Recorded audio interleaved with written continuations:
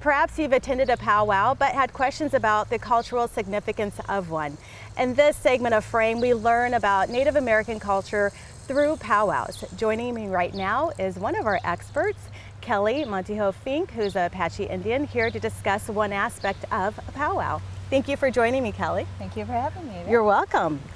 Please start with your tribal heritage and your involvement in powwows. So take it away. I am Chiricahua Apache, and the Apache people are known all over the Southwest, particularly in New Mexico, Arizona, parts of Colorado, and even into Mexico. My native name is White Sparrow, and I think it hasn't been all that long that I've been involved in powwows, within the last 10 to 15 years.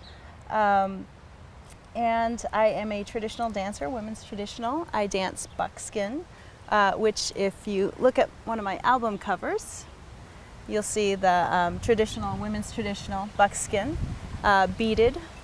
And it's significant because the design and the beading reflect my identity as well. My name actually means warrior, so there are arrows on that beading that kind of reflect that name as well.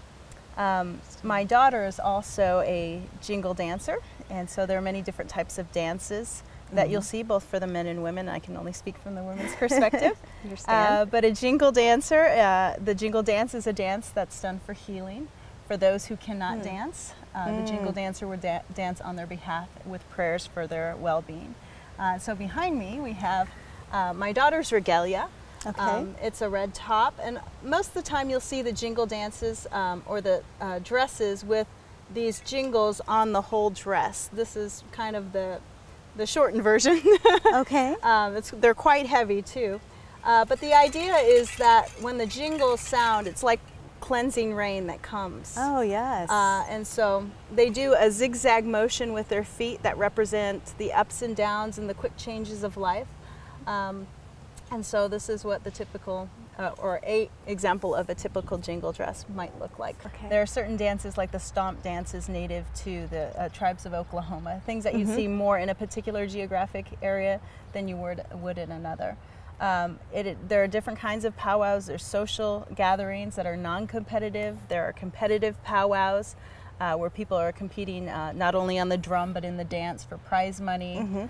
You have vendors selling their wares. You have a little bit of everything, but it is a time for people to get to know one another, appreciate each other's cultural expressions and dances. And you said that you just started becoming involved in them 10 to 15 years ago. What was the turning point? What got you more involved? For me, it was more embracing my Native identity, and I think we are in a point historically in the United States where people are starting to embrace their heritage and not being afraid or ashamed of that. And for Native people, I think that is a significant thing, to not be ashamed.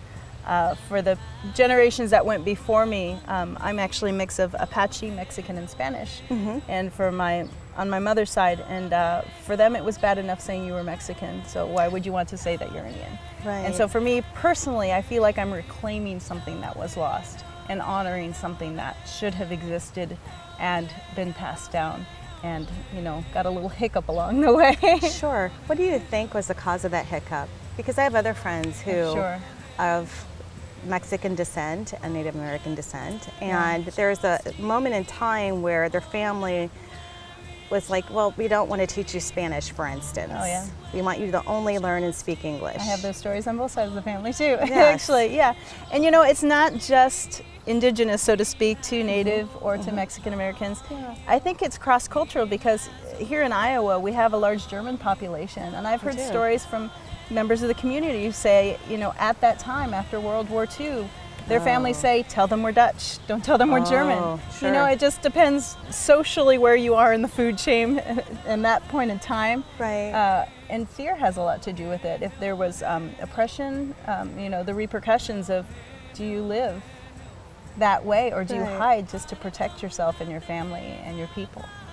Wow, that's pretty interesting when you think about it, because it seems like we should all just be free to be ourselves, but there are different cultural influences that come into play that prevent people from doing that. Yeah. All right, you are a multidisciplinary artist. You have some of your other work here. Yes, Please I do. tell us, you referenced your music, so why don't we start with your music? You Okay. are an award-winning musician. Yeah.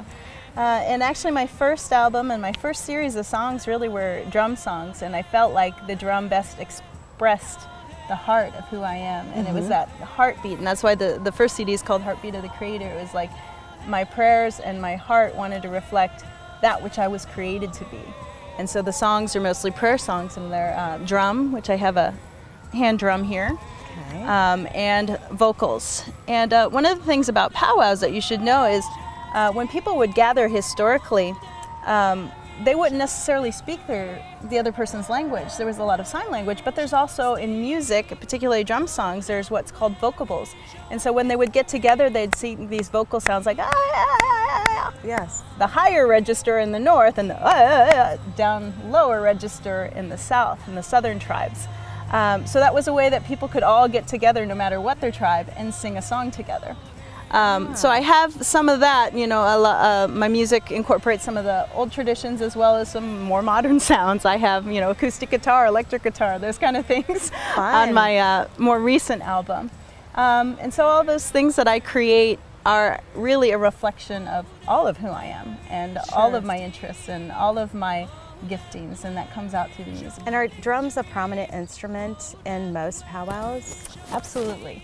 There are various drum groups that play. If it's a competitive powwow, they're competing for prize money. You'll see representatives of the group along the sidelines trying to sell their CDs as well. If you like what you hear, we really encourage people to purchase the music and support Native artists. Sure. Definitely, most definitely. It's one of the oldest instruments on the earth, the drum and the flute. True. Is there anything else that you can share with us to enlighten people about powwows from a female perspective, with the dances, with the music, with the jewelry? Sure. I mentioned a little bit about the representation of the jingle dress. The buckskin I didn't talk too much about, but these are the stories that have been passed to me. The women's buckskin represents a woman who walks in wisdom, someone who is seen as reliable, respectable. So there are meanings in everything. Even the way that the woman wearing the buckskin dances is very elegant, very dignified. And so those things, those ideas come through in the dance. To understand a different tribal perspective as well as the male point of view, joining me is Dan Loudfoot Simonds, who is from the northeast part of the country. Thank you for joining me in Frame. Thank you. Thank you for having me here. You're welcome. So please share with us your tribal heritage and your background involved in powwows. I am from the Pequot tribe. My tribe's from Connecticut, southeastern Connecticut. What you see on me here is actually part of my tribal flag. So back east we have a lot of hills and trees. Yeah. And then this is my family's signature, Casa Cinnamon. It's actually now Simonds. Casa Cinnamon is our original name, but they couldn't pronounce that during the church days, so it was changed to Simonds.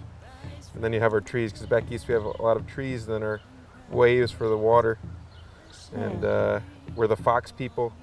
So this is actually an item that I dance with when I'm dancing. It's a fox fur. Back east we're the Fox people. That's just what we're known as. So a lot of people in my tribe wear foxes on their outfits. This is an eagle fan. We also do dance with eagle fans, hawk fans. We also have feathers that adorn our hair. These are clubs that I dance with. This is called a ball-headed club, and you'll find these back east primarily. This is a typical design, and on the end we also have a fox. Oh yes, hand carved. Yep, this is all Right. hand carved here. And then this is an axe I dance with. This has again the hill motif that's on my flag, and then you hold it that way, and it's also the waves. Oh, So it's both designs. everything's hand carved. Now, are these items that are created for you to dance with throughout your life, and are they? Yeah, these are handed items down? that I've made. Usually people either, like you said, get them handed down or make them.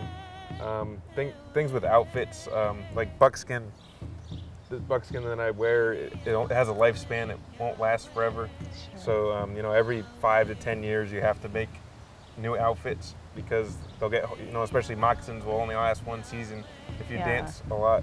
Yeah. So you'll get holes in your moccasins. You'll have to get new moccasins. This is a bag. This isn't mine, but this is an example of like what a woman would wear. This is actually Oneida beadwork. Oneida is part of Six Nations. Six Nations is many tribes, but Oneida is one of them. And this is just the typical beadwork that you'll see. It's called raised beadwork. So this is actually beads Really on top of each other. So it's their specific style. They use a lot of velvet. You also see velvet on the outfits too. Men and women dancers. This is gorgeous. And back home we have wampum belts. These belts were actually America's first books and held our treaties. So if you look at this, this is a story belt. So this is the coast. The line is our coast. This is the cross, Christianity coming to the coast, and then the circles stand for the people, and the cross kind of infiltrating the people. So this is just an example of a story belt. But also, like I said, these were also our treaty belts, so they kind of held government policies and that sort of thing. And wampum is something I do now. So these are shells we get from back home. From all the way from North Carolina up to Maine is where you find the quahog. It's called a quahog shell. It's a type of clam. So we dig for these back home, and then we actually eat them. And then after we're done eating them, we save the shells and make jewelry. So things like this is an example of a bracelet. Pretty. Like all these beads I hand carve. I actually do it right in back here in my backyard. Amazing. And then these are some earrings that I do here, but just kind of examples of traditional jewelry that we wear back home. In the Southwest, you'll find a lot of turquoise, but if you go to a New England powwow, this is all you'll see is the shell work. Oh, fascinating. So shells is what we have back home because it's what we have. It's indigenous to the earth in your region. This is beautiful. I've never ever seen shells like this, and I love your jewelry. About the symbology of the feathers, because I love the regalia of powwows, and the feathers are something that just really. Feathers are actually something that basically warriors are supposed to get. Now it's different because we're in modern times, but traditionally the eagle feathers were things that were handed down to warriors in the tribe. But now, pretty much just family members give you eagle feathers to dance, and also as I said, hawk feathers. I actually, living in Iowa, I found 2 hawks on the side of the highway 80 here, so I've been lucky to get 2 hawks. These feathers are actually eagle, but I also have hawk feathers in my hair when I'm dancing. Well, this has been a complete honor. Thank you so much, Kelly and Dan. Hopefully everyone will have a beginning understanding of the Native American culture through your expertise and through your eyes. And thank you for tuning in to this segment of Frame.